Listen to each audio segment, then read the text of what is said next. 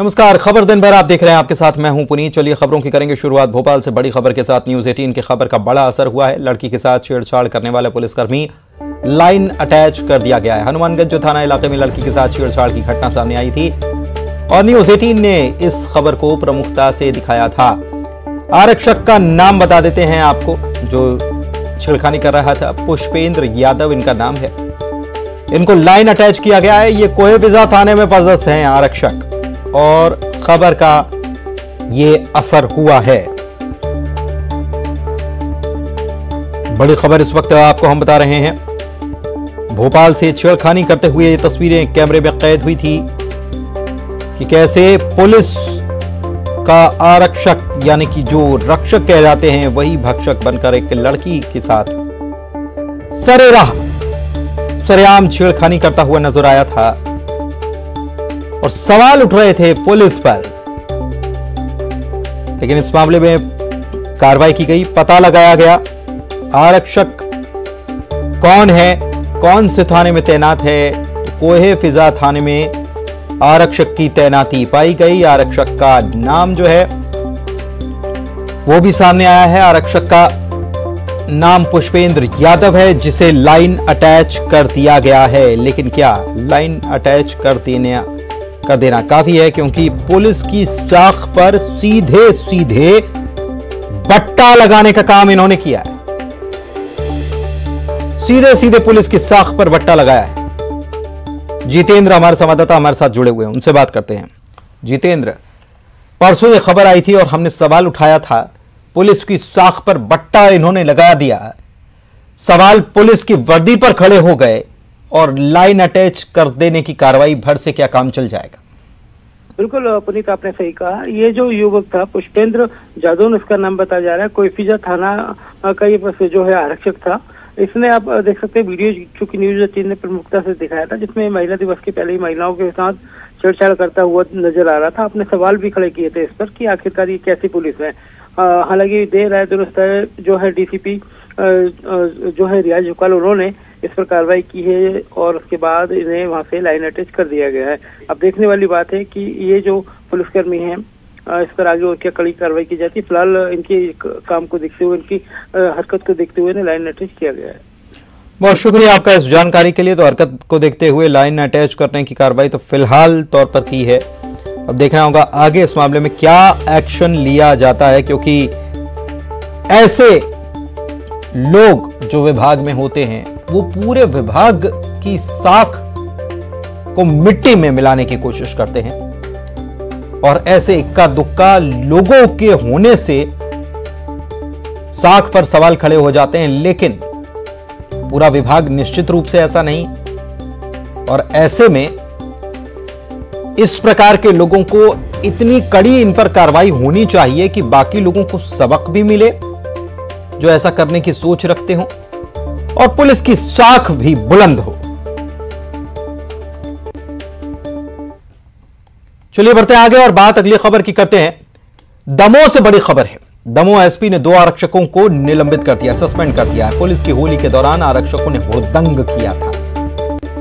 शराब पीकर बेवजह बदसलूकी करने का इन पर आरोप है। आरक्षकों की शिकायत होने पर यह कार्रवाई की गई है। आरक्षक का नाम नरेंद्र सिंह ठाकुर और दूसरे का नाम जलेश पटेल है। दोनों को निलंबित किया गया है। शराब के नशे में लोगों से इन्होंने मारपीट तक कर दी थी। शिकायत मिली, कार्रवाई हुई।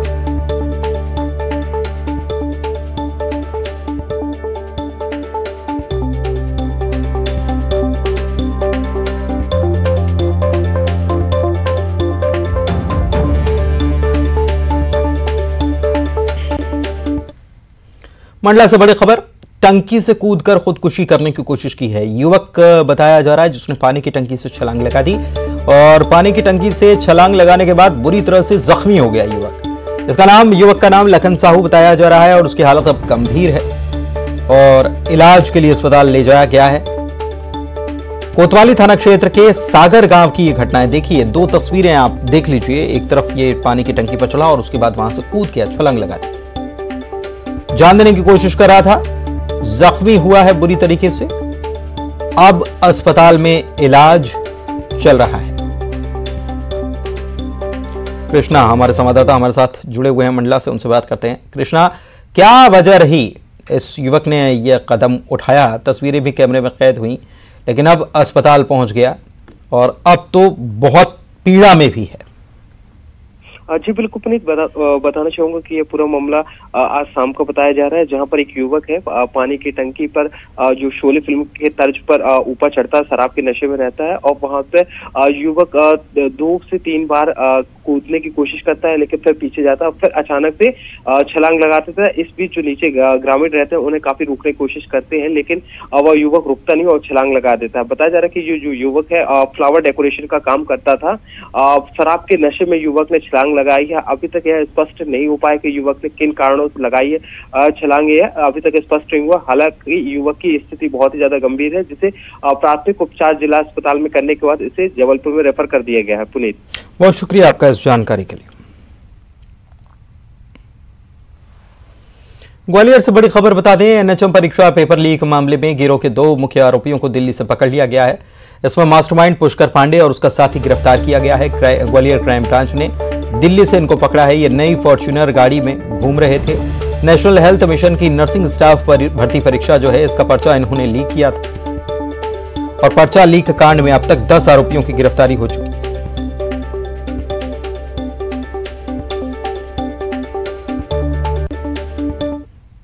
लगभग 5 दिन की बहुत ही मतलब धैर्यपूर्वक मेहनत के बाद में चेस करते हुए दिल्ली से 2 मुख्य आरोपियों के, जो कि सरगना है इस पूरे गिरोह के, उनको आज हमने दिल्ली से हिरासत में लिया है। उनको अभी ग्वालियर लाए हैं। उनसे प्रारंभिक पूछताछ हो गई है। प्रारंभिक पूछताछ में दोनों ही आरोपियों ने इस पेपर को आउट कराना स्वीकार किया है और इसमें उन्होंने ये भी बताया कि किस तरीके से ये पेपर लीक हुआ। उन्होंने ये एक्सेप्ट किया है कि MEL कंपनी, जो एपटेक कंपनी का एक सब्सिडियरी है, उसके सर्वर से ये पेपर उन लोगों को लीक होके मिलता है। और रायपुर से खबर आपको बता रहे हैं, युवक पर हमला करने वाले आरोपी गिरफ्तार कर लिए गए हैं। आरोपी दयाराम यादव साई जो है उसे गिरफ्तार किया गया। तेली बांधा पुलिस ने जुलूस भी निकाला है। होली खेलने के दौरान युवक पर इन्होंने हमला कर दिया था। धारदार हथियार से युवक पर हमला किया था और अब इनकी गिरफ्तारी करने के बाद जुलूस भी पुलिस ने इनका निकाला है।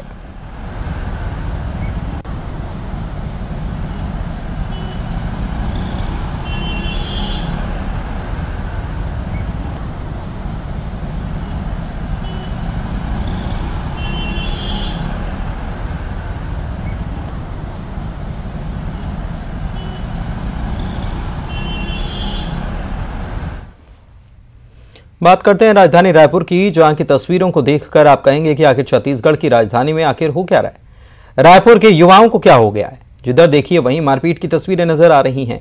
3 तस्वीरें जरा देखिए। पहली तस्वीर राजधानी के उरला के बिरगांव की, जहां पर सरेआम गुंडागर्दी की गई। बिरगांव की पाठक गली इलाके में बाइक सवार 3 बदमाशों ने युवक को चाकू और तलवार लेकर दौड़ा दिया।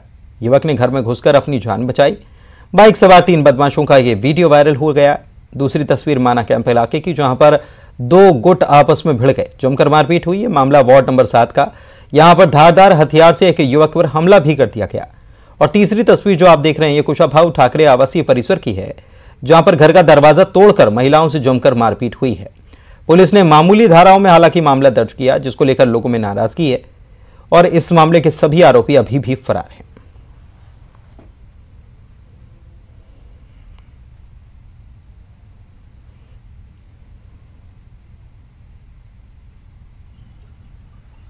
लोकल नहीं दिखेगा ना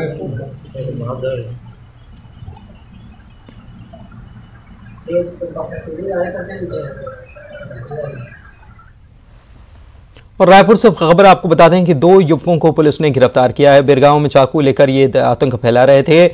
आरोपी का नाम सागर बंजारे है और एक का नाम मुकेश कुमार बांधे है। इनको गिरफ्तार किया गया है। उरला पुलिस ने इस कार्रवाई को अंजाम दिया है।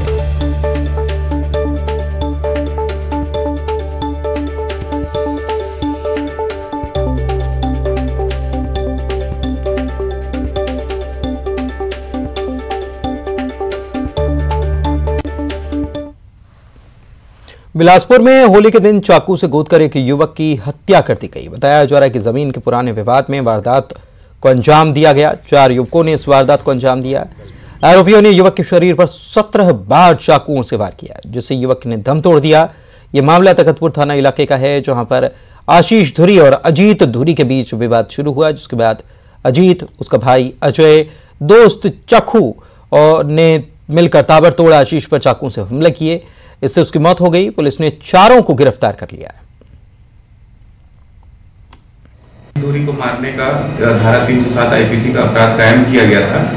उस अपराध से क्षुब्ध होकर के और जमीन विवाद से क्षुब्ध होकर के इन्होंने आशीष धुरी पर से झगड़ा विवाद किया और झगड़ा विवाद बढ़ने पर से उस पर चाकू से वार किया, जिससे आशीष धुरी की मृत्यु हो गई। रात्रि में पूरा मुहिम चला करके थाना तखतपुर के स्टाफ और क्राइम का स्टाफ मिल करके मुहिम चला करके चारों आरोपियों को रात भर में हमने पकड़ने में सफलता। तेलंगाना के करीमनगर में आयोजित कांग्रेस के हाथ से हाथ जोड़ो कार्यक्रम में सीएम भूपेश बघेल शामिल हुए। पदयात्रा के बाद आम सभा को उन्होंने संबोधित किया और आम सभा को संबोधित करते हुए प्रदेश के मुख्यमंत्री केसीआर और केंद्र की बीजेपी सरकार पर जमकर निशाना साधा। सभा में उन्होंने गुजरात मॉडल के खिलाफ जमकर निशाना साधा और छत्तीसगढ़ मॉडल के बारे में लोगों को बताया। उन्होंने कहा कि छत्तीसगढ़ सरकार की योजनाओं से किसानों को काफी फायदा हो रहा है। साथियों, तेलंगाना आपने मांगा, तेलंगाना आपको मिला। क्या किसानों को दाम मिला? क्या नौजवानों को काम मिला? क्या बेरोजगारी दूर हुई? बेरोजगारी तो केवल एक परिवार की दूर हुई है, केसीआर की। एक मॉडल है भारतीय जनता पार्टी को गुजरात मॉडल है, दूसरा मॉडल है कांग्रेस का, वो छत्तीसगढ़ का है। मोदी जी जब आए थे 2014 में तो उन्होंने कहा देश में गुजरात मॉडल लागू करेंगे, लेकिन मैं तेलंगाना के साथियों को, करीमनगर के साथियों से पूछना चाहता हूं, इस गुजरात मॉडल से आपको कोई फायदा मिला? नहीं मिला। ये टीआरएस के जो मॉडल है उसको भी आपने देखा, एक परिवार को रोजगार दिया। लेकिन साथियों, कांग्रेस का मॉडल, कांग्रेस हमेशा आम जनता को ताकतवर बनाने का काम करती है। जब यूपीए की सरकार थी तो आपको शिक्षा का अधिकार, भोजन प्राप्त करने का अधिकार, रोजगार प्राप्त करने का अधिकार, सूचना का अधिकार, ये सब दिया। बिहार में शराबबंदी कानून का अध्ययन करने के लिए छत्तीसगढ़ की टीम आज से दौरे पर है। टीम के साथ कई अधिकारी, विधायक साथ हैं। पटना पहुंचते ही टीम का स्वागत किया गया। छत्तीसगढ़ से पहुंची टीम कल मुख्यमंत्री से, नीतीश कुमार से बैठक करने वाली है। अध्ययन दल बिहार के कई जिलों का दौरा करेगा, शराबबंदी का अध्ययन करेगा, लोगों से फीडबैक लेगा और उसके बाद छत्तीसगढ़ सरकार शराबबंदी का कोई फैसला करेगी। आबकारी मंत्री कवासी लखमा कह रहे हैं कि बिहार से लौटकर टीम फिर मिजोरम जाने वाली है और मिजोरम से आने के बाद कमेटी सरकार को रिपोर्ट देगी। उन्होंने यह भी कहा कि छत्तीसगढ़ में शराबबंदी होगी या नहीं अभी कहना जल्दबाजी होगा, लेकिन बस्तर में शराबबंदी का सवाल इसलिए नहीं उठता क्योंकि यहां लोग पूजा पाठ में भी शराब का इस्तेमाल करते हैं। उन्होंने बीजेपी पर निशाना साधा, कहा कि बीजेपी शराबबंदी को लेकर गंभीर नहीं है। उनके आरोपों पर बीजेपी पलटवार कर रही है। आज वो बात बोलना जल्दीबाजी होगा। जो रिपोर्ट आएंगे, समीक्षा होगा, किस प्रकार से होगा, वो और समय लगेगा। मिजोरम भी जाना है ना, तो इसलिए हमारा अधिकारी लोग, हमारे विधायक लोग गए, फिर सरकार के पास आएगा। उस समय सरकार जो भी निर्णय लेगा वो ऐसा होगा।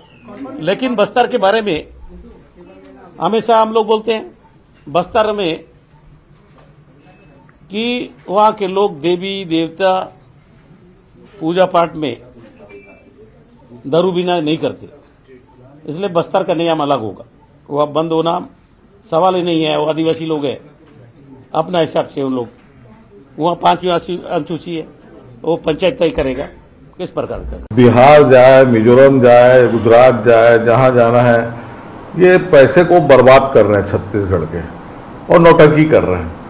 और ये नौटंकी कर रहे हैं, इस बात को मैं नहीं कह रहा हूँ, कवासी लकमा प्रमाणित कर रहे हैं कि वो खुद कह रहे हैं कि शराबबंदी जो है वो नहीं हो सकता। जो शराब मंत्री है वो कह रहा है नहीं हो सकता।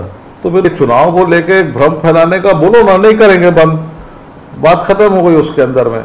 लेकिन हम अपना वादा पूरा नहीं करेंगे। हम गंगा जल में हाथ में लेकर हमने झूठा कसम खाया था। जनता से माफी मांग लो आप। चुनाव आ रहा है तो अब होली का त्योहार नहीं है, लोकतंत्र का त्योहार आ रहा है। नेता प्रतिपक्ष नारायण चंदेल ने मंत्री टीएस सिंहदेव के बीजेपी में प्रवेश के अटकलों पर बड़ा बयान दिया और कहा कि समय काल परिस्थितियों के आधार पर फैसला होता है। बाबा अभी किधर जाएंगे, बाबा अभी संशय में हैं, मंथन कर रहे हैं। उन्होंने आगे कहा कि कांग्रेस के अंदर अंतर विरोध बढ़ने वाला है। समय काल परिस्थितियों के आधार पर निर्णय होते हैं। बाबा अभी किधर जाएंगे, मुझे लगता है बाबा संशय में हैं। बाबा मंथन कर रहे हैं कि इधर जाऊं कि उधर जाऊं, गुरुओं से पूछ रहे हैं कि किधर जाऊं, ऐसा मुझे लगता है। लेकिन कोई ना कोई स्टेप चुनाव के पहले में उठेगा, ऐसा मुझे, हमारा जो आकलन है, कांग्रेस के अंदर अंतर विरोध बढ़ने वाला है। कांग्रेस के अंदर असंतोष की चिंगारी जो है वो सुलग रही है और ठीक चुनाव के पहले मुझे लगता है कि लावा बन करके फूटे। बिलासपुर क्षेत्र के कई रेलवे स्टेशन पर कोरोना काल के दौरान स्टॉपेज खत्म कर दिए गए थे। इन स्टेशन पर फिर से ट्रेनों का स्टॉपेज शुरू होने जा रहा है। इसको शुरू करने को लेकर क्षेत्र के लोग लंबे वक्त से आंदोलन पर थे। कोटा, बिल्हा, चक्रभाटा, जयरामनगर और अकलतरा जैसी जगहों पर ट्रेनों का स्टॉपेज नहीं था। इसकी वजह से रोज यात्रा करने वाले ग्रामीण क्षेत्र के लोग खासे परेशान थे। रेल अधिकारियों के मुताबिक ज्यादातर ट्रेनों के पहले की तरह स्टॉपेज का प्रस्ताव रेलवे बोर्ड को भेज दिया गया है। मंजूरी जैसे ही मिलेगी स्टॉपेज फिर से शुरू कर दिया जाएगा।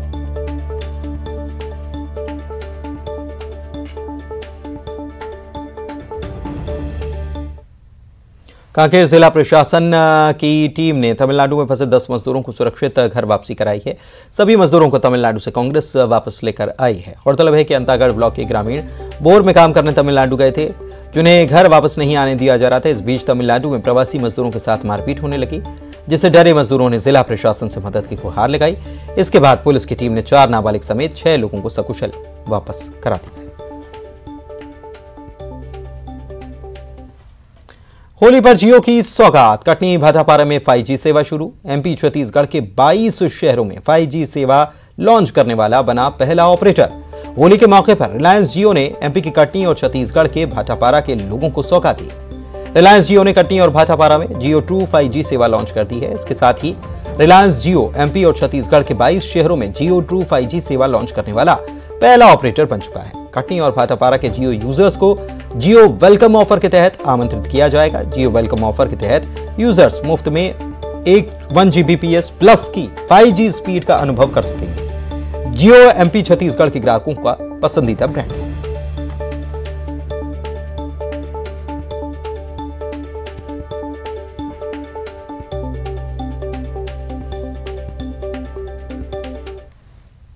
और इसी के साथ खबर दिन भर के बुलेटिन में इतना ही।